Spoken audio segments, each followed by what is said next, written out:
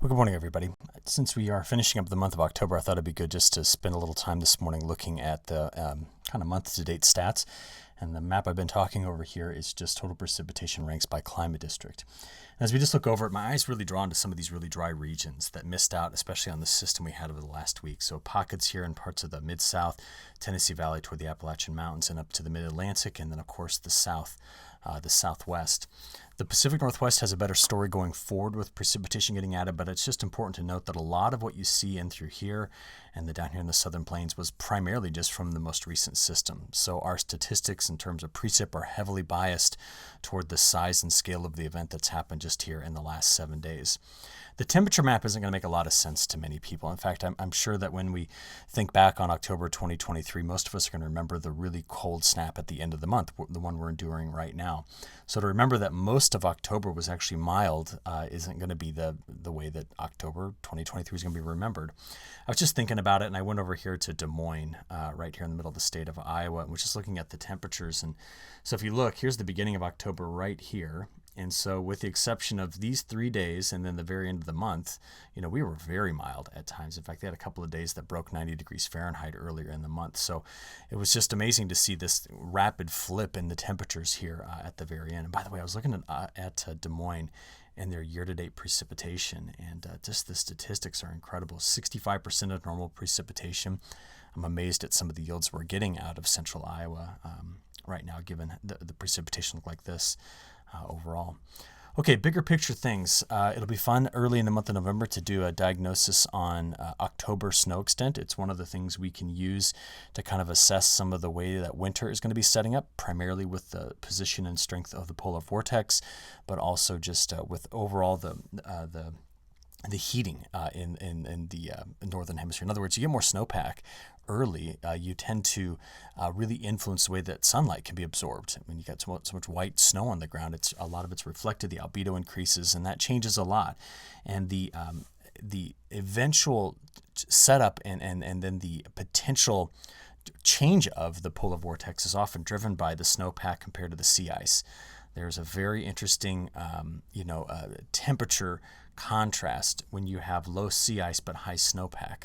So just you get these major thermal contrast setups right along the coast, and all stuff we can take a look at here in the next couple of weeks. But as it stands, if you'd like to know where our polar vortex currently sits, it is kind of superimposed over a broader tropospheric trough that's sitting here, the one that's bringing all this cooler air. But we would look at this right now at the beginning of the month of November and say that it's actually decently strong. If you're curious, we're going to follow the strength of the polar vortex throughout all of winter, and this is the graph that we're going to be using to do that. So the average strength is right in through here. And just as a reminder, what we're on the lookout for is early season, so typically before we get to like February, all right, early season significant loss in those zonal winds deep into the stratosphere, okay? That would represent a weakened polar vortex. A weakened polar vortex results in cold air spilling somewhere out of the Arctic. Now, right now, we're right up here.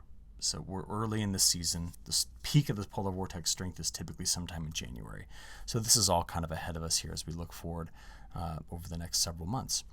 The other thing is just what's going on throughout our global ocean temperature pattern. And what we watched was the Indian Ocean dipole reach a peak. We expect it to still influence the pattern for the next 45 days. That's been a constant theme with our forecast videos. We'll get more updates of that later this week in a new long range. And then El Niño. El Niño's actually been strengthening as of late. The ocean temperatures recently, let's blow that up a little bit, did bump up here to almost 1.4 to 1.5 degrees C above average. And we're expecting that. We're expecting it to peak somewhere between 1.8 and maybe 2.2. That I think would be the range that I think it's going to peak at some point in the month of December. But we are also watching for the El Niño signals to strengthen in the month of November, specifically with the trade wind behavior and this index we call the Southern Oscillation Index. We'll take a look at that as it changes. We mentioned it yesterday, but we'll take a look at it as it continues to go. All right, one of the things that set us up, though, for kind of a tough situation in the south today is this. This particular region for the last month has missed out on a lot of precipitation, and we have watched parts of Louisiana and Mississippi just grow in terms of the extent of the D4. That's exceptional drought, the highest category we have. But this just continues into northern Alabama, Georgia, major part of Tennessee, then all the way over to the North Carolina, Virginia border and farther to the north there as well. And this particular area today is going to be dealing with some relatively stronger winds. Now, before I just focus on this, I do want to point out how dry the southwest has been. Normally, we're starting to see the arrival of some decent onshore flow, like you're going to see in a few minutes for Pacific Northwest. But outside of that, we have some holes to fill in with respect to drought. So here's the setup. This morning, about 6:10 when I was recording this, the extent of the cold air just continues to press toward the south. And we've got some really cold air, a lot of single-digit temperatures here on the backside, a few places dipping down below 0 degrees Fahrenheit, well below freezing. And the contrast is large. And whenever you see such large temperature contrast, the atmosphere's response is a change in pressure, and the change in pressure results in a change in the wind. And by later on today, let's let that reset. There we go. Take a look at the wind field coming through the south into the Gulf of Mexico and going through, again, creating this Tehuano wind. And it's actually getting wrapped up into a tropical system right down here as well. But this wind, as it comes across parts of the south today, has got this region under a red flag warning. So be careful, please. No outside burning. I know it's fall and that typically happens, but that is what the risk is in this region. Okay, outside of that, a couple of spots up here with winter weather advisories or winter storm conditions that we need to be keeping aware of, or not winter storm, winter weather conditions we need to keep aware of with the Clipper. Some stronger winds, but our most extensive color here is going to be the freeze warning and the freeze watches. Now, you might ask, why don't we have them behind us? Well, there's nothing to warn. We've already had the event come through, right? So that's why we're not warning all of these areas for it as well. And then once we get to where freezes are common every day, they take the color off. So just something important to be thinking about here. All right, those winds today, I just wanted to show you what they're going to add up like using the high-res NAM. We are expecting, as we just play this out, I'll just take it all out to tomorrow night on Wednesday night. With the Clipper coming through, you can see some of the winds here could be gusty, well over 30 miles an hour at times, and also down here in the south, we're expecting strong winds. But a lot of our attention in the near term is going to just return to the western United States, as that's going to be the primary area over which the heaviest rainfall is going to be coming through. So let's go ahead and have a look at it on our high-res model. This would be the NAM. So this is the Clipper we watched start in the Arctic. It's now here between, it's really almost over top of Minneapolis today, early this morning, and it's expected to just spread south throughout Wisconsin, dumping a little bit of snow. Some of that could get into northern Illinois, clip Iowa, get over here and see some lake effect into Michigan. And if I just kind of pull this through right about the time a lot of kids are going to be doing trick-or-treating, 6 to 7, a lot of scattered snow showers in and around this particular low-pressure system. Some of you are not going to see any of the white stuff, but some are going to get hit with some pretty heavy, brief, heavy snow. We have some rain that's moving through parts of the mid-Atlantic as well, and then after that slides on through, you can see some snow tomorrow morning on Wednesday into parts of New England, some coastal rain. All the attention is going to go west, and we're starting to already see by Wednesday night the first push at some moisture there. So we have to have a talk about what's getting this all set up over here in the west. I do want to show you how much snow, though. We're just going to use the NAM for the snow just to kind of get an idea.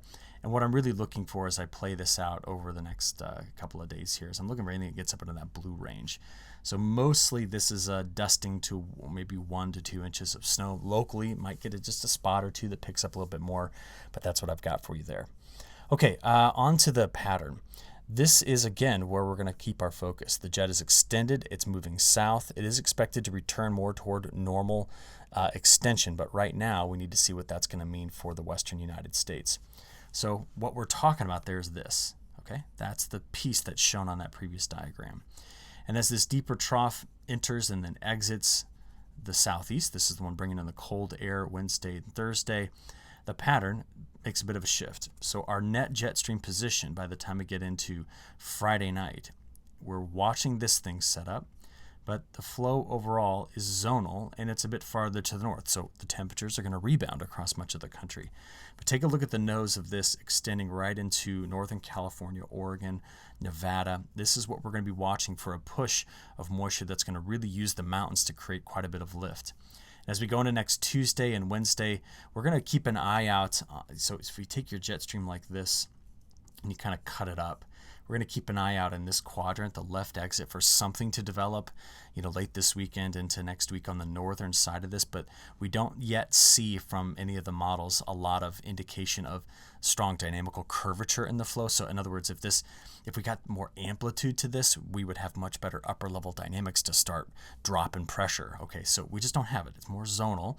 And as a result, the systems coming through in the next week to 10 days are weaker. But as we've been discussing, after we get up there past about the 8th, 9th, and 10th, the jet retracts, see it? And we split it, and it's still going to be kind of together when it comes into the western United States, but weaker. And honestly, when that shift begins to happen, this is when we go back over to what I would call weak on, back into the midsection of the country. So it's weak on in the west now, weak off for the rest of the country. Then it's going to go weak off in the west and weak on in the central part of the United States once we get out there, past the 8th, 9th, and 10th. So what do we have? Next 7 days, total accumulated precipitation compared to normal. So these are anomalies. Most of the country, if you look at these colors, are looking at drier conditions. The wettest conditions are going to be here in Northern California, coastal Oregon, and Washington, and then moving here into the Pacific Northwest. We'll talk about this in just a few seconds here, though. All right, just to show you models right now, the current setup with the skill scores, blue European model has been outperforming for the last few runs here, the GFS. And so as we look at the comparison, just understand that the model on the right, the ECMWF, has got a little bit better skill score right now than the GFS. And you'll see where they start to split in their thinking here in just a couple of days. So we've already watched through Tuesday into Wednesday. So that's the clipper leaving. And we start to see the first push of moisture coming in on Wednesday afternoon and evening to the Pacific Northwest. So that's kind of round one for the Pacific Northwest right there, Wednesday night into Thursday morning, and it presses through. Now, what do we not see? We don't see any big lows curling up on the other side of the mountains here early. So this is through Friday. We could be watching out for some scattered rain, cold rain coming around a deeper trough sitting in this area, possibly. Okay, but other than that, as we play through Friday and get into Saturday, we see our next push of moisture coming through early this weekend. So that's round two, and then we see that low curling up along the coast. Now, both models do attempt to do something here over the weekend, like we talked about on Sunday. Can you kind of see there's a low curling up in this area? But now that you're watching that area instead of the northwest, can I show you kind of the evolution of it? You see there's something in there. The GFS is farther to the south. It makes more snow in Michigan, whereas the European's a bit farther to the north. And what we're getting here is the extent of the jet coming in. There's a trough here, and there's a little shortwave that sneaks around the northern side of it. And the GFS is taking it a bit farther to the south. That's the main difference here. But this is Saturday going into Sunday. And then notice, the European model, about a week from now, next Tuesday, is trying to crank out a broader system coming around. Again, the jet's in. This would be the nose of the jet over here. But there's some support from the upper level trough, possibly producing a system somewhere here, over Virginia, West Virginia, Kentucky, Tennessee, Indiana, Ohio. So let's just keep an eye out on that. I don't have a tremendous amount of support overall for it. But again, we watch all the way through next Tuesday, and we're still getting all that coastal moisture here and some lift over the mountains. All right, if we wanted to worry about the tropics, as I mentioned yesterday, the newest run from the GFS no longer took what was out of here up and ran at the East Coast, but there's still about a 70% chance of something developing here over the next 10 days. The system you saw down here, where the winds from the Tehuano Pass went through, is expected to kind of stay pretty far to the south and not be a major player for us. So let's go ahead and add up some precip, all right? The European model first. Let's play this out there through the weekend. Now watch. You've already seen some of the precip getting added here. There's that low right in through there. This would be Sunday, Monday.